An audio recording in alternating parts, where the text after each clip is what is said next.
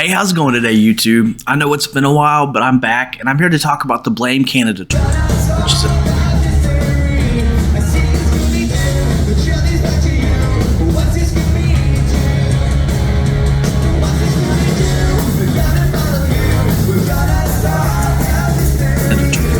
is a co-headlining run between SimplePlan and Sum 41 with special guest Magnolia Park on some dates and some other bands on other dates. So anyways, we were lucky enough to have tickets left for us at Will Call by SimplePlan. Thank you guys so much for that. We had such a blast at the show. I had a great time taking some pictures, which you guys will see here in the video. I also got the honor to interview Jeff Stinco, the lead guitar player of SimplePlan. And he was such a cool guy to talk to and such a great interview. I had such a good time talking to him. You'll hear this at the end of this video. I'll put that interview. It's about 30 minutes long, so it's quite the listen. But man, he gives some really, really cool answers to some what I think were some cool questions, and I hope you guys feel the same. You guys ready? Let's do it. I woke up, it was 7. I waited till 11 just to figure out that no one would call. I think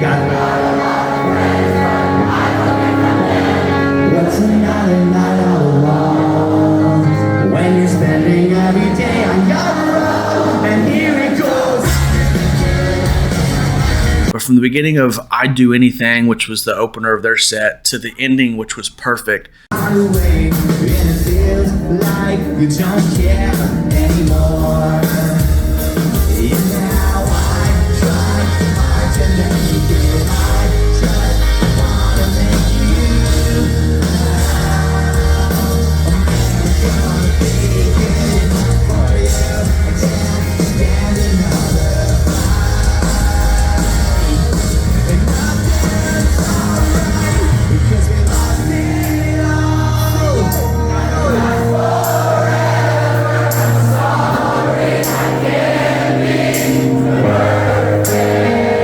Was just fantastic.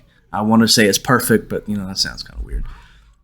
But we had such a great time listening to those songs that we grew up with. I mean, everybody in the crowd seemed to be about my age, which means, you know, mid-30s, and they're just reliving their youth like I was the entire time.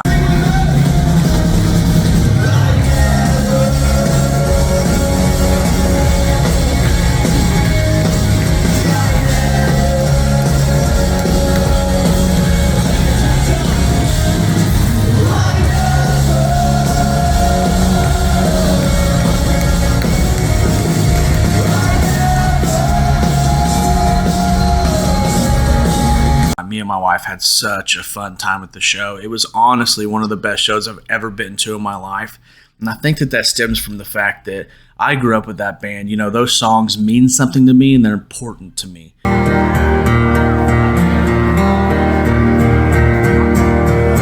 open my eyes and try to see, but I'm blinded by the white light. I can't remember how. Can't remember why I'm lying here tonight, and I can't stand my pain, and I can't make it go away. No, I can't stand my pain. How could this happen to me? I made my mistakes, got nowhere to run. The night goes on as I'm fading away. I'm sick of this life, I just wanna scream. How could this happen to me? And when you get to hear that stuff live and they sound just as good now as they did, you know, 20-something years ago, I think that's just so awesome, and that's just such a big thing to celebrate for a band like that they've survived all these years and they continue to thrive and put out really great music. So if you guys haven't checked it out, go check out their new album, Harder Than It Looks. There's some really, really cool songs on there, like Wake Me Up When This Nightmare's Over and The Antidote and Ruin My Life, which actually features the lead singer Derek of Sum 41.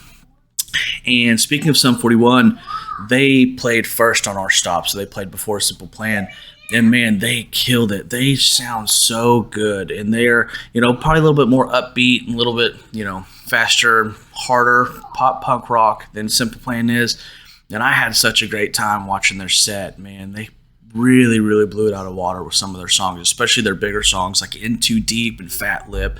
I mean, it was just such a cool thing to see. It's been so long since I've seen these bands, and I had such a great time. And I just want to say thank you to Simple Plan for hooking us up. We really, really appreciate it. We had a great time, and I hope you guys enjoy the interview at the end of this video. I worked really hard on it, and I hope that you guys really enjoy it. So until next time, you guys have a good one. Yeah, no, absolutely. Thanks for taking the time out of your busy schedule to talk to me for a minute, man. I really appreciate it. Pleasure.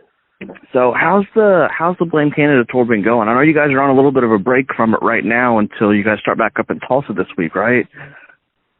Yeah, I mean, it's been really amazing. The best part of it is really the fact that we got to play with Sum 41 for the first time in ever, actually. We played, I think we crossed paths on certain festivals here and there, but we never actually got to tour together. And it's pretty special because we're actually we live about 6 hours away from one another. Well, the band started about six hours from one another, and we actually never got to play together. Everybody kind of lives everywhere now, but so we never got to play together. And I think a lot of our fans, we have a lot of common fans. We have a lot of in this day and age, a lot of people like basically love pop punk in general. And just don't, there's no more of that rivalry between bands that we had when we first started. So it's a lot easier to get together. The tour's been amazing. Like it's been sold out in most places. And it's very festive. People are really, really stoked to be watching shows again after, such a long break because of COVID. Yeah, I can imagine, man. And it's so cool to be able to finally go back to shows after a couple of years of us not even having them here anymore, really. So tell me, what about like your crowd? So I've watched tons of videos from the shows that you guys have played so far, and man, it seems like the crowds are the majority about my age, mid-30s.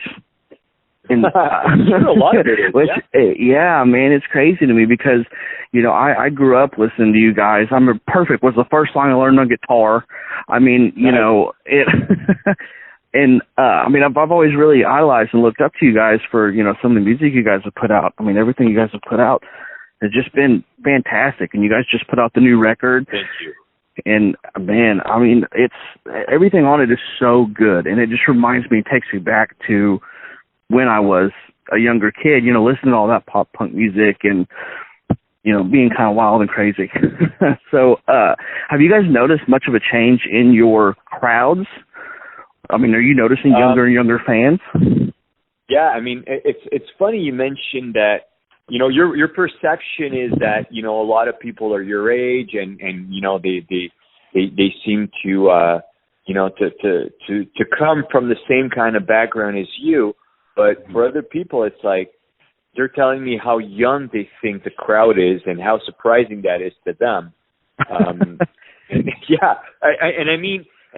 And both are true. I think that's the fascinating thing about what's going on right now. We have a lot of fans that are basically have grown up with that genre of music, either big fans of the band or fan of pop punk or fan of that genre or other bands, and they cross over to us. That exists. It's a fact. It's there. And there's definitely a sort of a nostalgia thing happening with this tour. But at the same time, there's a younger crowd also coming to the shows, and that younger crowd is exposed to Simple Plan through playlists, through TikTok, through YouTube, and it's so strange now. Like, when I grew up, you would turn the TV on, and we would have the equivalent of MTV in Canada, and we would watch videos, and someone was curating the music we were listening to. But now people are doing it the other way. Mm-hmm. They're their own curators. They're really like seeking out new bands or or the influences of these newer bands that they listen to, and they go back and they just start researching, what was Old Time Low listening to? What was, like that new band, Neck Deep, what was their influences? And they go back, and it just seems to often bring back to SimplePlan, to lead back to SimplePlan. So there's a lot of that. There's a lot of, it's a mix. It's a really healthy mix of, nostalgic pop punk, mid-30s, early 30 people, and younger crowd, and a younger crowd as well. Oh yeah, man, it's crazy. I mean, you guys are coming here. We're in Tulsa, and you guys are coming here in a couple of days. I think on Friday.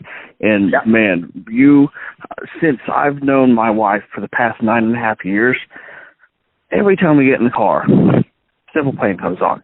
It's been that way for years and years and years. So she's kept me, up with the music I listened to throughout my childhood.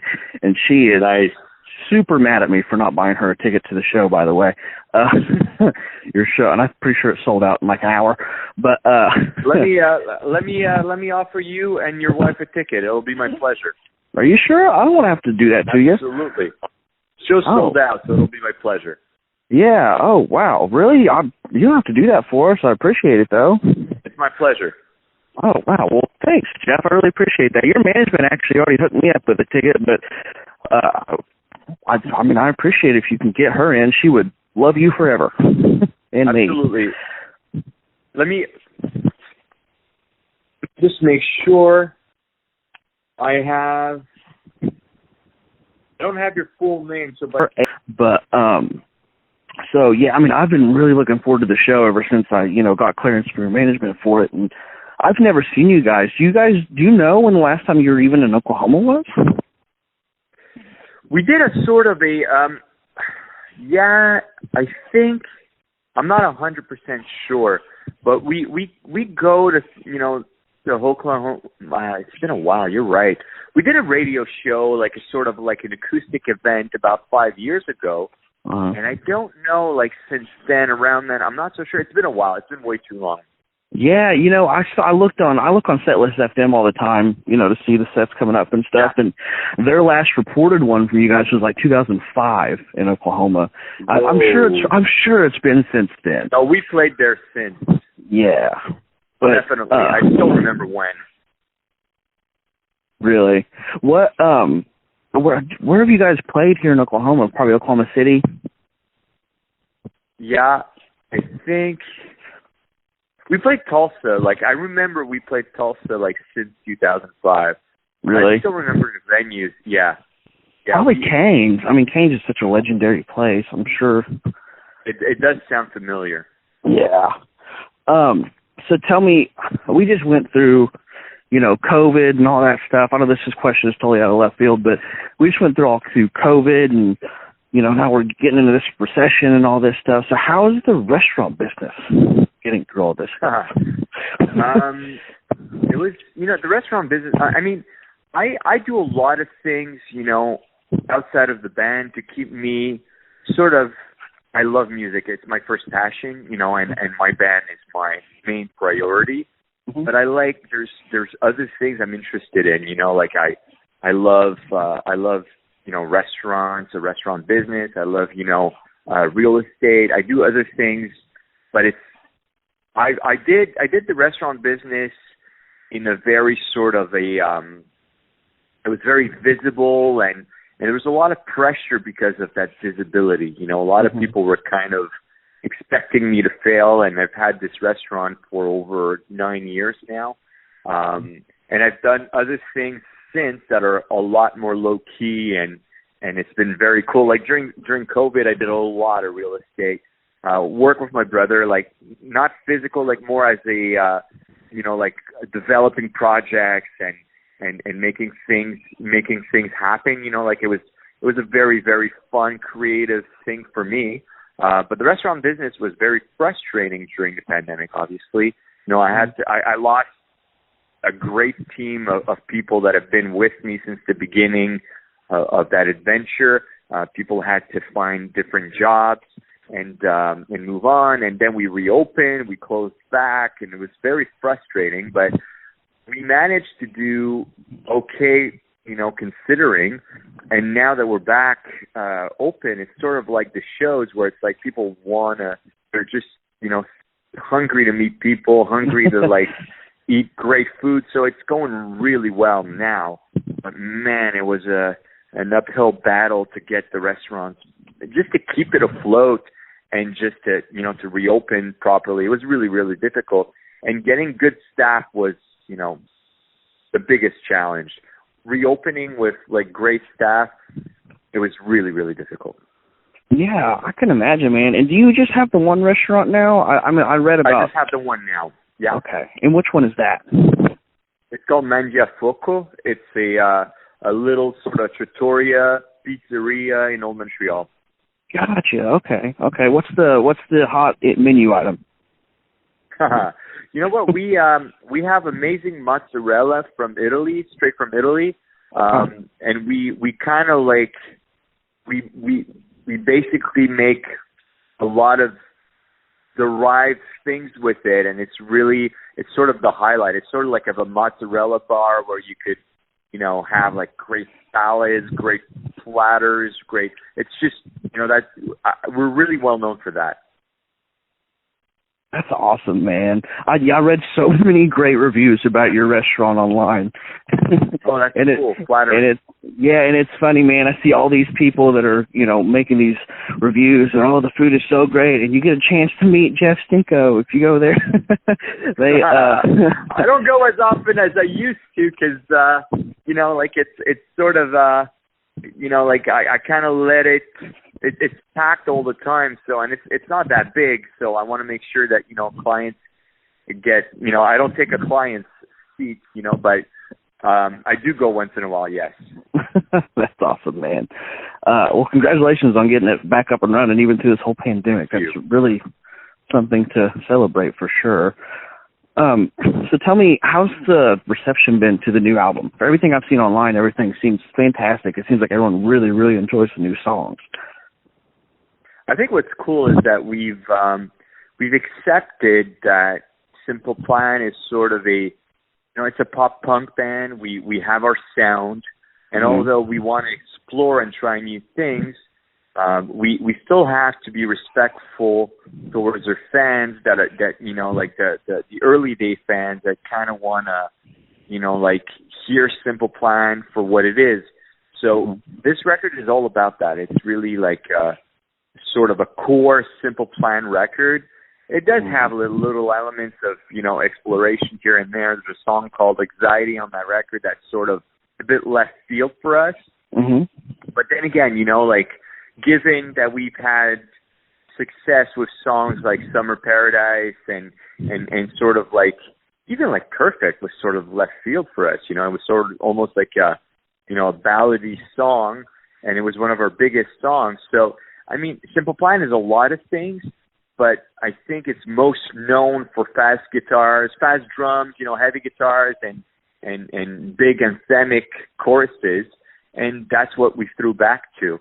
So it's sort of like a throwback to the early days, while trying to find a way to keep it modern at the same time. So people have been loving it. Like, its reception is really, really, really good. And, it's kind of cool, like you see a lot of older bands that are basically kind of throwing records together really quickly just to get back on the road. We kind of did it the opposite way. We took almost 3 years to make that record. And we didn't want to release it until we could actually tour. So it was done right before COVID. It was finished, mastered, everything right before COVID. Wow. And we decided not to release it until we actually could tour to support it. Yeah, which I think is the best way to go about it. If you're going to push an album, you better be able to tour on it, right? I mean, I think so too, yeah. Yeah, that's the best way to do it. It's funny, as you mentioned Perfect. And I remember being a kid and Perfect coming on, I heard it for the first time, and I thought it was so crazy because by the time that I had heard it, it was already a massive hit. And I know this sounds silly, but what was weird to me back then is that this song is such a massive hit. And any song that I remember being a huge hit back in the day was very catchy, very rhymey, very, it all kind of sounded the same. Then when I heard Perfect, Perfect was, like you said, so out of left field. I mean, it doesn't really rhyme, but it's got huge, huge choruses and huge verses. I mean, did you guys know when you were writing that song that this is going to be massive? Like, did you have this feeling? Not really, actually. That song didn't really gel until we brought it to the studio, and it started really, really happening when we chose to do. There's something really weird with this song. The normal reflex for a pop punk band would be, to make the chorus blow up and be this big thing, And we decided to do the opposite. We basically went back, and the chorus is sort of you got the big intro, and then the chorus kind of like, it's almost like a breakdown. Obviously, it's not a breakdown to today's standards, but but not to today's standards. But it goes to a more soft, like kind of introspective vibe, and that's very not pop punk. And when we did that, it just worked. It started feeling a little more important, a little more introspective, and sort of more special, So when that happened, when we figured that trick, I guess, that arrangement, everything kind of came together. Now, it was so strange making that record because we're slow at making records. I don't know why. I guess we question everything, we revise everything. You should. Yeah. I guess to a certain extent, but we push it too far. And so that record basically took a long time to put together. So it was kind of hard to really kind of feel we didn't really know what the hits were. Mm-hmm. And you know what? We started kind of getting a feel for Perfect through, the early days of social media, through MySpace, through the emails. We had our email addresses on our website in the early days. Mm-hmm. Fans would just straight up write to us and we would answer, Yeah. And so that's how we got a feel for it. People were telling us how important that song was to them, how much it helped them, communicate with their parents, and so it started feeling important, and that's why we decided to release it. But at first, I guess we had a lot more faith in "I'm Just a Kid" than all the other songs. Mm-hmm. And once Mark Hoppus started, sang on "I Do Anything," well, we kind of felt that was special as well. But we had no clue. We were clueless, man. We were just kind of playing the music that we wanted to play, and it was sort of a boy band era back then, Mm-hmm. So it was really, really hard to know what was going to catch and what wasn't. Absolutely. But, I think that you kind of put it in a very good way when you said the word that the song became important. Because I remember, again, me being a kid, to me that song was important, listening to that and having those same feelings about, my parents or whatever else was going on in my life at the time, and I can only imagine the numerous amounts of, people my age that felt the same way. I think that is important to have. That song is sort of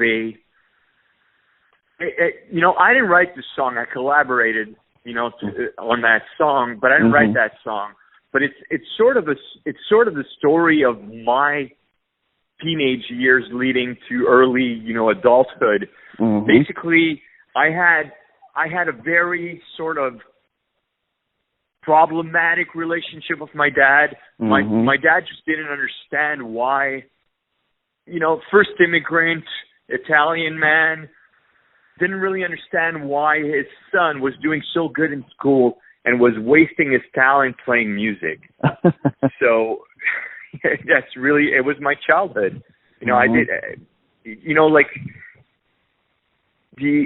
I did well in school. So for him, that obviously led to, to going to med school or being a lawyer or being, a prestigious, something. But a musician was just like, that's a hobby. and pursuing that. So I had to leave home really early, and the song is sort of about that. It's sort of about like, you know, I love you, man. Like, I really love you, Dad, and I have my own personality, my own thing, and I want to pursue this. I really, really, really want to try something, and I hope that you could, you know, be there for me. So that the song is about that, and the beauty of that song is that it's opened for interpretation. So a lot of people have actually made it their own, which is really cool. Exactly, which I think helps make any song a huge hit. If you can sit down and listen to it and feel something like that, and that means something to you, then that's going to be a hit song. Like, it might not be a hit on the radio, you know, but with certain people, you know, again, when it's important and it means something, I think that's more important than even having a radio hit. Yeah, it'll connect then, for sure. Yeah. So, you know, a minute ago you mentioned that you guys have accepted the fact that, you know, you're a pop punk band and you want to respect, you know, your roots and where you came from. So with that said, is there another sort of record you would like to make? Interesting. For myself, I would love this band to try to be even more extreme and be less pop punk and a little edgier. And I'd be curious for us to kind of pursue this, you know, try to do like a sort of of the heavier side of SimplePlan, you know. We've had songs over the years, you know, like Thank You, just songs that are a little faster, more intense, that kind of pay tribute to our own roots, you know, the face-to-face, lag wagons, you know, no FX. So I would love us to pursue that and try to, like, do something a little less heavier even, you know. Maybe someday we will. I'm actually, it's kind of like, and I'm sure my bandmates would dig that idea. It's just always tricky, you know, finding the balance between great melodies, you know, the melodies we love, and the arrangements. Because it's all a question of arrangements, really. Like, it's you could turn any song into a pop punk song if you try. So I think it'd be cool to try to pursue that. Yeah, absolutely. So tell me, when it comes to these shows, you guys are playing, you know, a set list that spans and toss your entire career and all the songs you've come up with. So, and I've asked this question to numerous people, and every time the answer is kind of different. But I mean, how do you feel about going out and playing, I mean, these same songs every night? I mean, do you have certain songs that you prefer to play over others? Would you prefer to play more new stuff? I mean, are you happy with the set list that you play night in and night out? Well, the set list kind of changes a little bit, luckily. I think that's important for a musician. You know, it keeps you on your toes. You're not, like, going into, you know, like, automatic, you know, mode, you know, night after night. I think it's important to kind of throw curveballs.